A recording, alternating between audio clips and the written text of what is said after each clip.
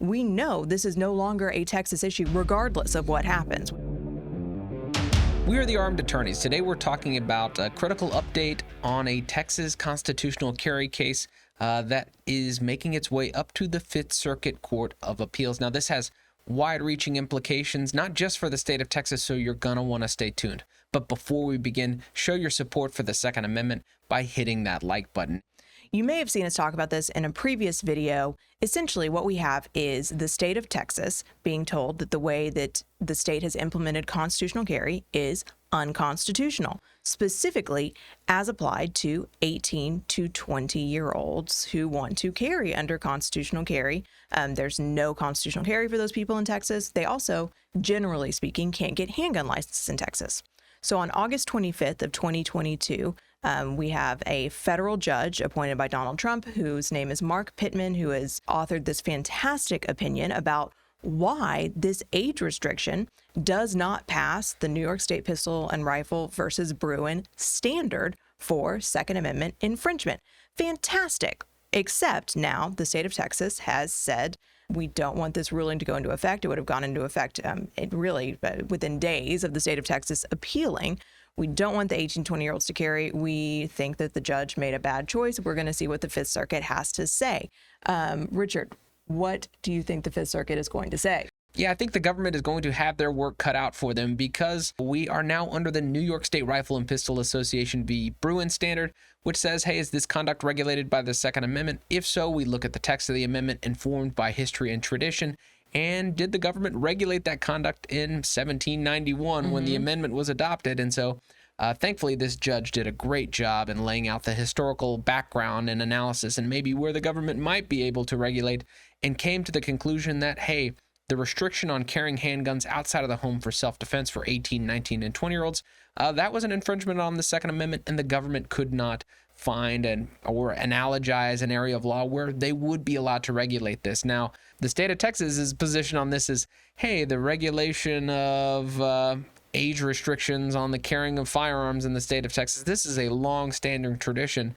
And why is that just not the case? Texas began regulating handguns in 1871, but Texas didn't actually go into the law and start regulating based on age until the 1990s, right? Until 1995, in fact. So the government's argument essentially is that Texas's long-standing tradition of regulating firearms, handguns, and age, that it is so long-standing that it is younger than you and I by about a decade. So that is not, in my mind, what New York State Pistol Rifle versus Bruin is about.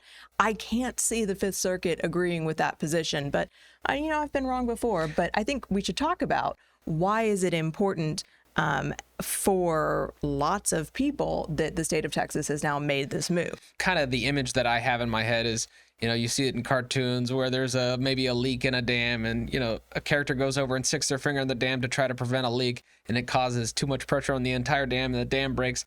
And that's kind of what the effect here might have, because while this opinion would have been limited to the Northern District in the state of Texas, or Texas as a whole, now it's potentially going to implicate the entire Fifth Circuit. If the Fifth Circuit Court of Appeals looks at this case and says, hey, you know what? The lower court got it right.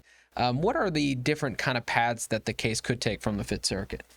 Well, the Fifth Circuit, let's assume that the Fifth Circuit agrees with Judge Pittman, which I think that they will.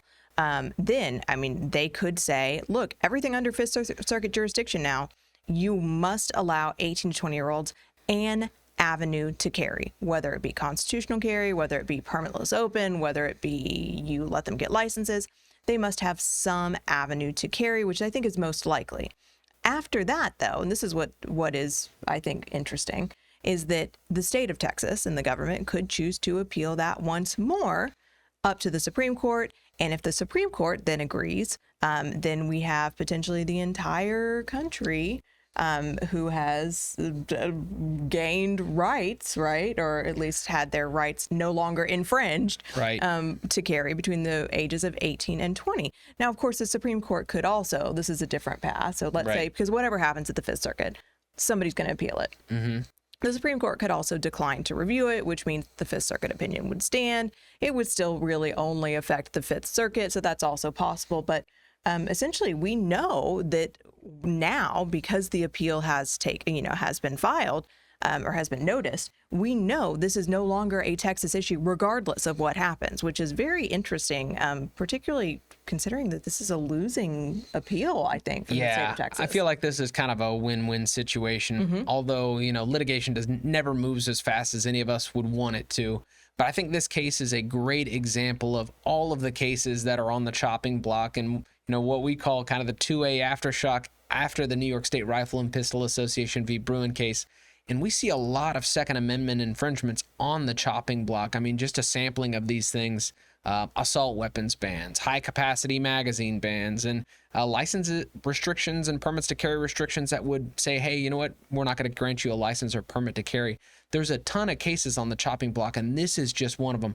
We talk about all of the different infringements and cases that you need to watch in the 2A Aftershock video that we have linked at the end of this video. You got to check it out. And until next time, we're the Armed Attorneys.